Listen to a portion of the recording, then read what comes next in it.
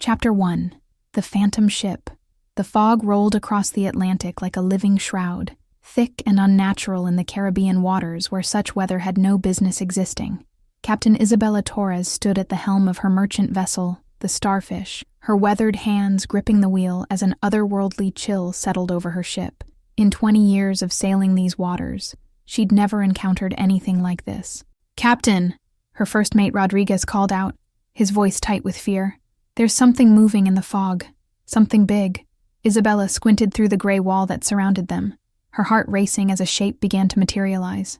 What emerged from the mist defied every natural law she understood. A massive galleon that seemed to glow with its own ethereal light, its black sails billowing despite the complete absence of wind. The Wraith's revenge was legend made manifest.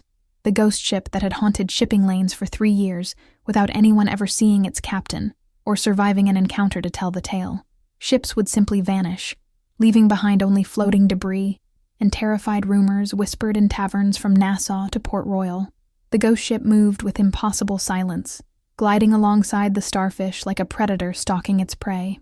Isabella's crew huddled behind the masts, crossing themselves and muttering prayers in Spanish and English, but Isabella herself stood transfixed, watching as spectral figures moved along the phantom vessel's deck, translucent sailors going about their duties with mechanical precision. "Ahoy there!" a voice called across the water, rich and cultured despite emanating from what should have been a ship of the damned. "Permission to come aboard." The request was so absurdly polite that Isabella almost laughed. Pirates typically didn't ask permission before attacking, and ghosts certainly didn't observe maritime courtesies. "Who seeks passage?" she called back, her voice steadier than she felt. A gangplank materialized between the ships, solid as oak despite its otherworldly origin. Across it walked a figure that made Isabella's breath catch in her throat. The man appeared fully corporeal, tall and lean with dark hair and piercing gray eyes that seemed to see straight through to her soul. He wore a captain's coat of midnight blue, finely tailored but bearing the unmistakable patina of the supernatural. "Captain Nathaniel Shaw," he said, offering a bow that belonged in royal courts rather than on pirate vessels. "At your service, Captain Torres." "You know my name," Isabella observed, her hand moving instinctively to the pistol at her side. "I know many things, including the fact that you're carrying medical supplies to the British colony at Barbados." Shaw's gray eyes held no malice, only a strange sadness that seemed ancient beyond his apparent 30-some years. "Supplies that will save lives. And you're here to steal them?" "On the contrary, I'm here to ensure they reach their destination safely." Shaw gestured toward the fog that still surrounded them unnaturally. "These waters have become dangerous of late. Ships carrying humanitarian cargo have been mysteriously disappearing." Isabella studied this enigmatic figure, who commanded a crew of ghosts, yet spoke of protecting humanitarian missions. Everything about the situation violated logic, yet something in Shaw's manner suggested he was telling the truth. Why would the captain of a ghost ship care about medical supplies reaching their destination? "Because," Shaw said quietly, "some debts can only be paid through service to the living." Before Isabella could ask what he meant, shouts erupted from both ships. Through the fog came the distinctive sound of multiple vessels approaching. Real ships, with real crews, judging by the crude voices and clatter of weapons being prepared.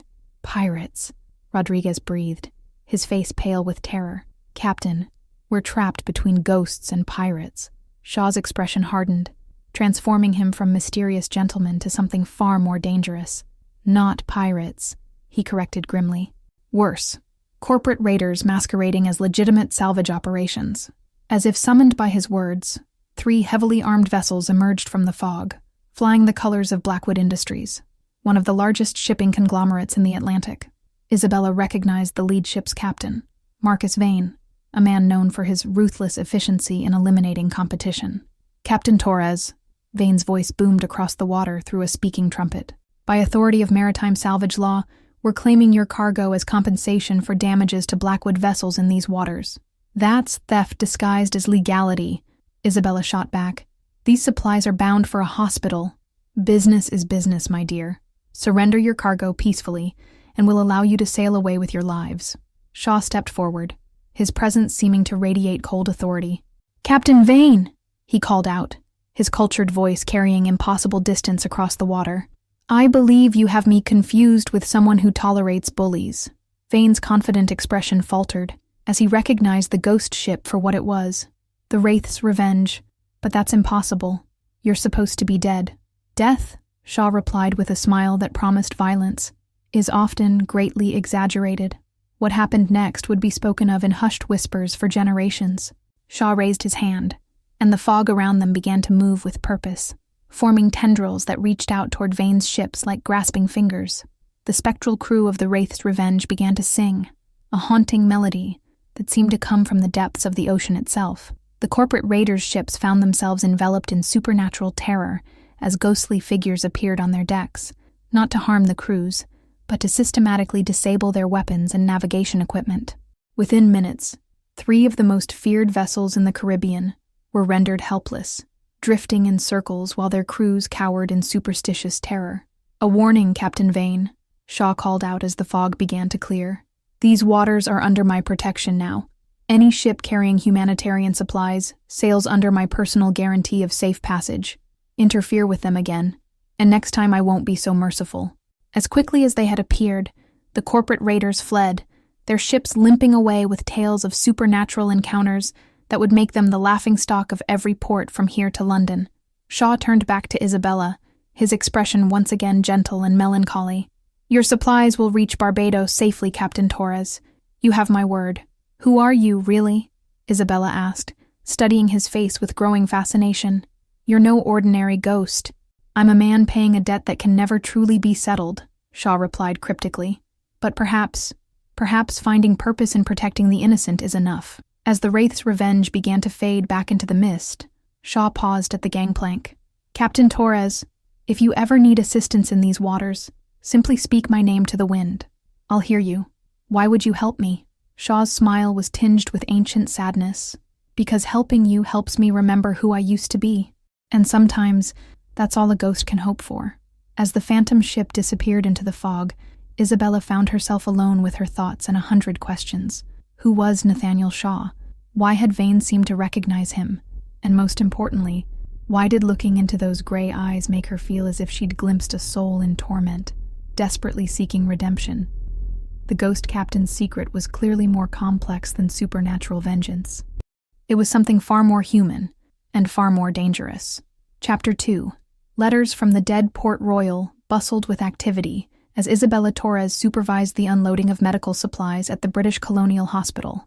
3 days had passed since her encounter with the mysterious ghost ship, yet she found herself scanning the horizon constantly, hoping for another glimpse of the Wraith's Revenge and its enigmatic captain. "Captain Torres? Dr. Margaret Whitmore approached, her face glowing with gratitude. "These supplies will save dozens of lives." The yellow fever outbreak was becoming desperate. "Thank Captain Shaw," Isabella replied, watching as workers carried crates of quinine and medical instruments toward the hospital. "Without his protection, we never would have made it past the corporate raiders." "Captain Shaw?" Dr. Whitmore's expression shifted to confusion. "But that's impossible. Nathaniel Shaw died 3 years ago." Isabella's blood ran cold. "What do you mean?" "Come with me," Dr. Whitmore said urgently. "There's something you need to see."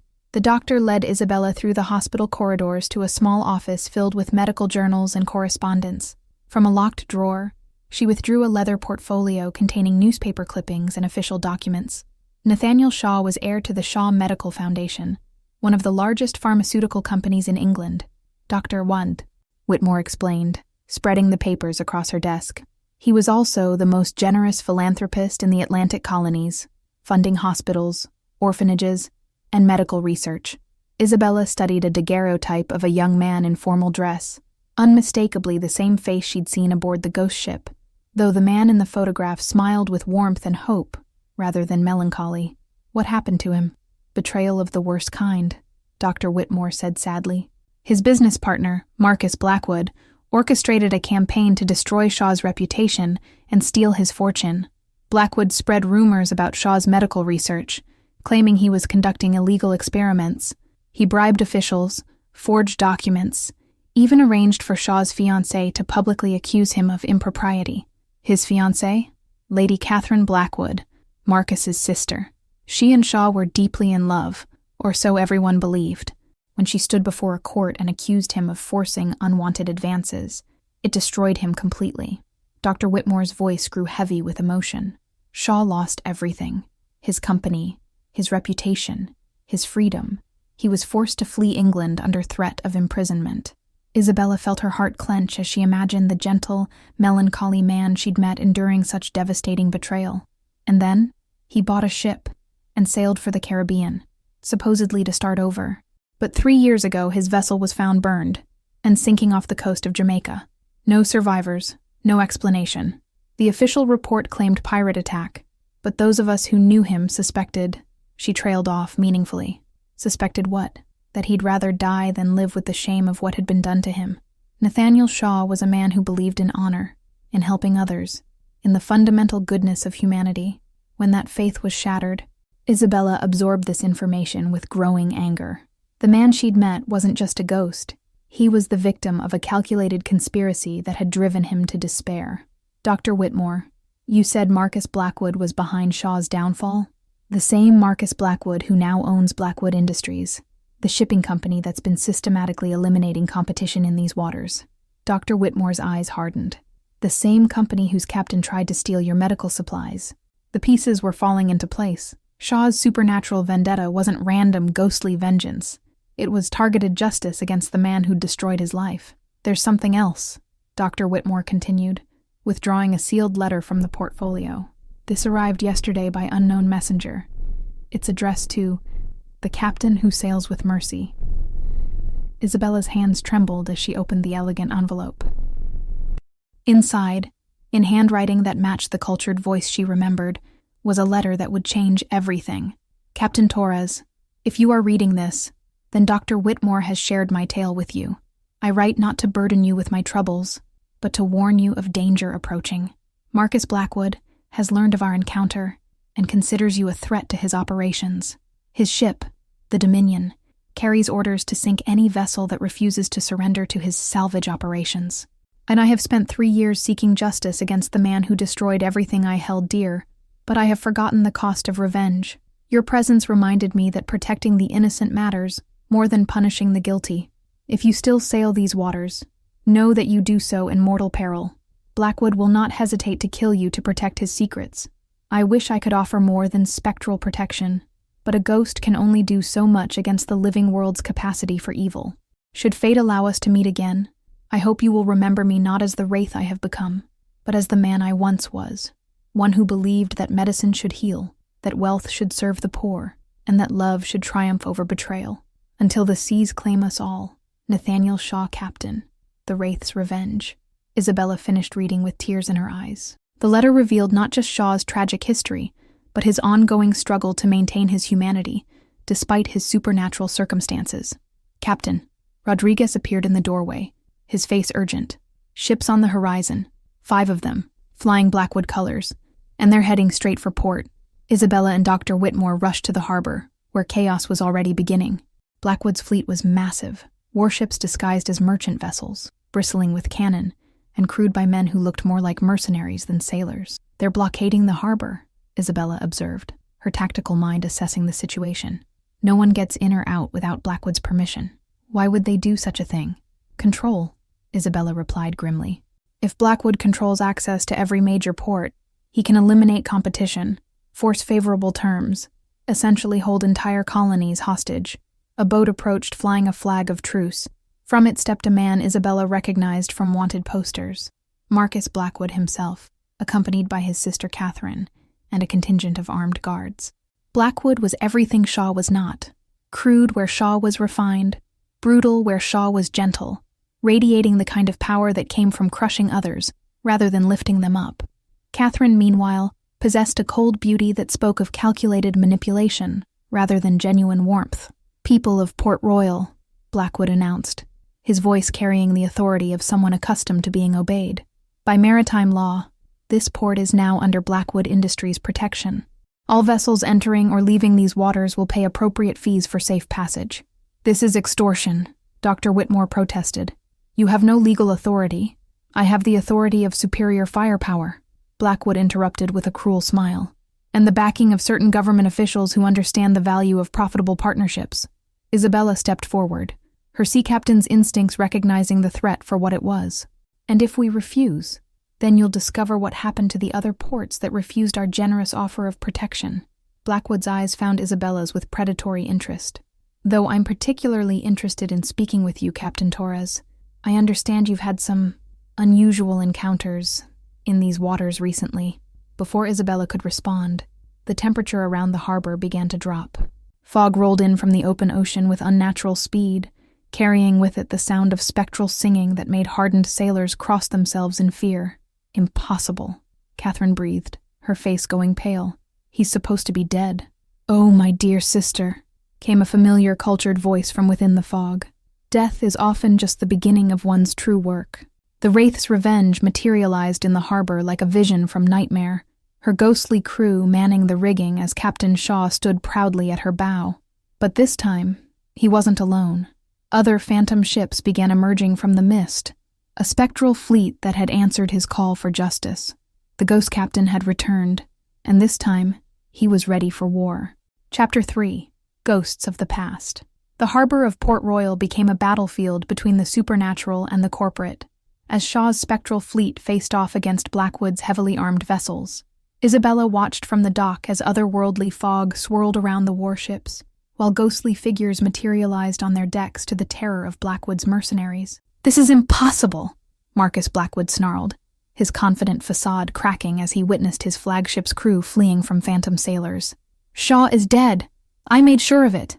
"Did you really?" Shaw's voice carried across the water with supernatural clarity. "Or did you simply assume that destroying a man's life would destroy the man himself?" Catherine Blackwood stepped forward, her beautiful face twisted with a mixture of guilt and defiance. "Nathaniel, please, what happened between us?" "It wasn't personal. It was business." Shaw appeared at the bow of the Wraith's Revenge, his gray eyes fixed on the woman who had once promised to love him forever. "Business, Catherine? You called our engagement business?" "You were naive," Catherine replied, though her voice lacked conviction. "You believed in things that don't exist. Honor, loyalty, love without condition. Marcus showed me the reality of the world we live in, the reality where love is a commodity and trust is a weakness." Shaw's voice carried such profound sadness that even Blackwood's hardened mercenaries fell silent. "Perhaps you're right. Perhaps I was naive to believe that the woman I loved could be trusted with my heart." Isabella felt her own heart breaking as she witnessed this confrontation between former lovers. Shaw's pain was palpable, radiating from him like heat from a forge. But beneath the anguish, she sensed something else. A man struggling to remember who he'd been before betrayal had transformed him into an instrument of vengeance. "Enough of this supernatural theater," Marcus Blackwood roared, drawing his pistol. "Ghost or not, a bullet will end this farce." He fired directly at Shaw, but the bullet passed harmlessly through the ghost captain's form. Shaw smiled grimly, his spectral nature now fully manifest. "You cannot kill what you already murdered, Marcus. But perhaps it's time you understood what it feels like to lose everything you hold dear." Shaw raised his hand, and the fog around Blackwood's ships began to glow with an eerie blue light. One by one, the corporate fleet's vessels found their hulls beginning to leak, their sails developing mysterious tears, their weapons jamming at crucial moments. It wasn't destruction. It was systematic dismantling that would leave the ships helpless but intact. "Stop this," Blackwood commanded desperately. "I'll see you hanged for piracy." "Hanged?" Shaw laughed, a sound like wind through cemetery gates. "Marcus, I'm already dead. Death holds no terror for me anymore. But you still have so much to lose." Isabella realized this was her moment to act. While the supernatural battle raged around them, she could see the real conflict was between Shaw and his former life, between the man he'd been and the wraith he'd become. Someone needed to remind him of his humanity before vengeance consumed what remained of his soul. "Captain Shaw," she called out, her voice cutting through the chaos. "This isn't who you are." Shaw's gray eyes found hers across the water, and for a moment, the supernatural fury around him seemed to calm. "You don't know who I am, Captain Torres. You met a ghost pretending to be a man." "I met a man who protected innocent people," Isabella replied firmly. "A man who ensured medical supplies reached those who needed them. A man who remembered that mercy matters more than vengeance." "Mercy?" Shaw's voice cracked with emotion. "Where was mercy when my life was being systematically destroyed? Where was mercy when the woman I loved condemned me with lies?" Catherine stepped forward, tears streaming down her face. "Nathaniel, I never wanted to hurt you. Marcus threatened to destroy my family's estate, to ruin my father's reputation. I thought you were strong enough to survive anything. But I wasn't, was I? Shaw replied quietly. I was just a man who believed in love and honor and justice. When those things were taken from me, what was left? Isabella could see the ghost captain wavering between human emotion and spectral rage. This was the crucial moment. Either he would reclaim his humanity or lose himself forever to supernatural vengeance. What's left, Isabella said, stepping to the very edge of the dock, is the choice of who you want to be now. You can be the wraith that haunts these waters, forever defined by betrayal and loss. Or you can be the man who protects the innocent, who ensures justice is served, who proves that love and honor still matter in this world. Shaw stared at her with intensity that made her soul ache. Around them, the supernatural storm began to calm as his internal struggle played out across his ghostly features. And why? Shaw asked quietly. Should a dead man care about such things? Because, Isabella said, her voice carrying all the conviction in her heart. You're not really dead. You're hurt, you're angry, you're lost, but you're not dead. The man who wrote that letter to warn me of danger, who spent 3 years protecting humanitarian vessels, who still feels pain when he looks at Catherine, that man is very much alive. Marcus Blackwood, seeing his supernatural advantage slipping away, made a desperate move. He grabbed Catherine and pressed a knife to her throat. Enough sentiment, he roared. Ghost or not, you'll watch her die unless you surrender yourself to my justice. The fog around the harbor suddenly went dead still.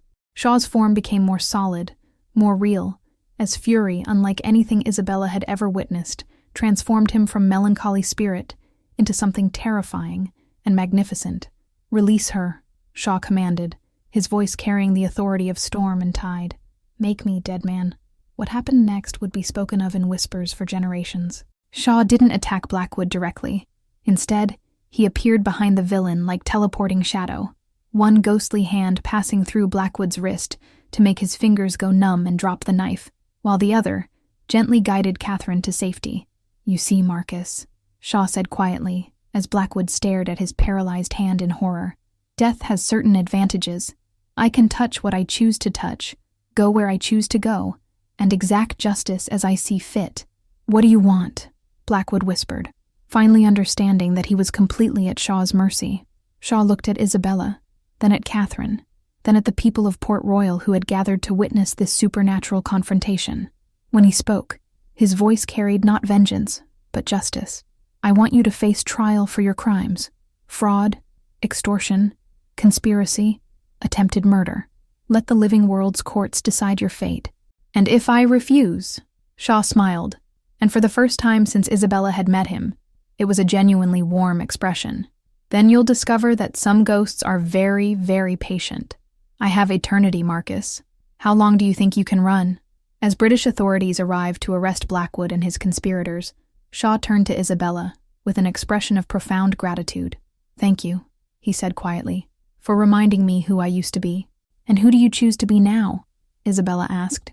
Shaw's answer would determine not just his fate, but the fate of everyone whose life he'd touched with his spectral presence. Chapter 4. Between Life and Death. The trial of Marcus Blackwood became the most sensational legal proceeding in Caribbean colonial history. For 3 weeks, witnesses testified to his crimes, while Shaw provided evidence gathered during his 3 years as a spectral avenger. The ghost captain appeared each day in the Port Royal courthouse, his supernatural nature now an accepted reality, as he methodically destroyed Blackwood's defense with documentation of fraud, extortion, and conspiracy. Isabella attended every session, fascinated by Shaw's transformation. Away from the supernatural fury of their harbor confrontation, he displayed the refined intelligence and compassionate nature that had made him a successful philanthropist. When he spoke of Blackwood's victims, families ruined by corporate greed, captains forced into bankruptcy, entire communities held hostage by monopolistic practices, his passion for justice burned brighter than any ghostly power. The defendant, Shaw testified on the final day, his cultured voice carrying throughout the packed courtroom, used my own medical research to create counterfeit medicines that killed rather than healed. He stole not just my fortune, but the hope of countless patients who trusted in treatments that existed only on fraudulent labels. Marcus Blackwood, his arrogance finally broken by weeks of damning evidence, could only stare at the ghost of the man he'd tried to destroy. "How?" he whispered. "How did you survive?" "I saw your ship burning." Shaw's gray eyes held no malice, only profound sadness. "You killed Nathaniel Shaw, the man who believed in human goodness. But you created something else, a spirit bound to this world by the need for justice. I survived because my work wasn't finished." "And now?" the judge asked. "What becomes of Captain Shaw when justice is served?" It was the question that haunted Isabella's thoughts. Shaw was bound to the mortal world by his mission of justice, but what happened to a ghost when that mission was complete? Would he simply fade away, his spirit finally at rest? The thought of losing him felt like a knife to her heart. The jury's verdict was swift and unanimous. Guilty on all charges. Marcus Blackwood would spend the rest of his life in prison, his corporate empire dissolved, and its assets used to compensate his victims. Catherine, who had testified against her brother in exchange for immunity, would face exile from British territories, punishment enough for someone who had built her identity on social status and wealth. As the courtroom emptied, Shaw lingered, his ghostly form seeming somehow more fragile than before. Isabella approached him carefully, unsure if he would welcome her presence now that his earthly business was concluded. "It's finished," she said quietly. "Yes," Shaw replied, his voice carrying a strange mixture of satisfaction and melancholy. "Justice has been served. Blackwood will face the consequences of his actions, and his victims will receive compensation. And you?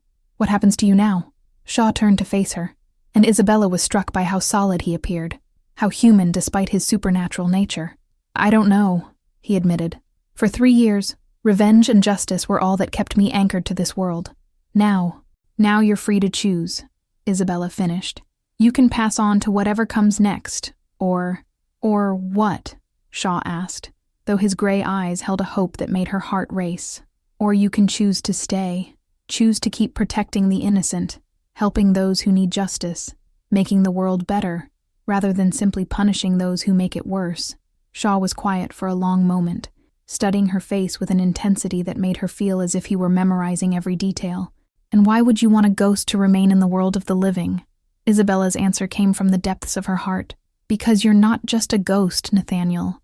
You're a man who spent his afterlife protecting others, who chose mercy over vengeance when it mattered most, who reminded me that there are still people worth believing in." "Isabella," Shaw reached toward her, then stopped, his hand hovering just inches from her cheek. "I'm dead. I can't offer you a normal life, a future, the things you deserve, can't you?" Isabella asked. "You're standing here talking to me. You testified in court. You command respect from living people. You feel joy and sorrow and love. How is that different from being alive? Because I'm bound by supernatural laws you don't understand. Because loving me means loving someone who exists between life and death." Isabella stepped closer, closing the distance between them until she could feel the otherworldly chill that surrounded him. "Then teach me those laws. Show me how to love a man who defied death itself, rather than abandon his principles." Shaw's control finally broke. His ghostly hand cupped her cheek, and though his touch was cool as morning mist, it was undeniably real. "Isabella, I've spent 3 years forgetting how to hope, how to dream of anything beyond justice and vengeance. You make me remember what it felt like to be alive." "Then stay alive," she whispered. "Stay with me." Their kiss bridged the gap between the mortal and immortal worlds. Shaw's spectral nature didn't diminish the passion between them. If anything, it made their connection feel more profound, more meaningful than any merely physical attraction. This was love that transcended the boundaries between life and death. "I choose to stay," Shaw said against her lips. "I choose you, choose this life, choose to believe that love is stronger than death." As if responding to his declaration, Shaw's ghostly form began to solidify, taking on warmth and substance that spoke of supernatural transformation. The man who had died from betrayal was being reborn through love. 6 months later, the merchant vessel Mercy's Justice sailed the Caribbean under the joint captaincy of Isabella Torres and Nathaniel Shaw. The ship served as both trading vessel and supernatural guardian, protecting humanitarian cargo, while Shaw used his otherworldly abilities to ensure safe passage for vessels carrying medical supplies, food for the hungry, and hope for the desperate. Shaw had discovered that love hadn't just anchored him to the mortal world. It had made him more powerful, more purposeful than he'd ever been as either living philanthropist or vengeful ghost. His spectral abilities, tempered by Isabella's humanity, and guided by their shared commitment to justice, made them formidable protectors of the innocent. "Any regrets?" Isabella asked one evening as they stood together at the bow of their ship, watching the sunset paint the Caribbean waters gold and crimson. Shaw pulled her closer, marveling as always at the solid warmth of her in his arms. "Only that it took dying for me to understand what it truly meant to be alive." "And what does it mean?" "It means choosing love over fear, justice over vengeance, hope over despair." Shaw's gray eyes, now warm with life rather than cold with spectral power, met hers with infinite tenderness. "It means finding someone worth living for, and worth defying death for." As Mercy's justice sailed toward the horizon, her crew of reformed pirates and supernatural spirits working in harmony, she carried more than just cargo. She carried proof that love could indeed conquer death, that justice could triumph over betrayal, and that sometimes the greatest treasures were found not in gold or jewels, but in choosing to believe in love against all possible odds. The ghost captain had found his way home, not to the grave, but to the arms of a woman who had taught him that life was measured not in heartbeats, but in moments of choosing love over fear. The end.